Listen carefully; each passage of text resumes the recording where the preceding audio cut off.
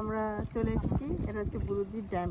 দেখো কি সুন্দর জলটা, কি দৃশ্য, কি ভালো লাগছে দেখতে, অপূর্ব। সামনে নৌকা আছে, এই যে নৌকা করে তোদের বোটিং এর জন্য রেখেছে। আর কি সুন্দর জায়গাটা, অপূর্ব। এটা তো পাহাড় বলবো না টিলা বলবো জানি না,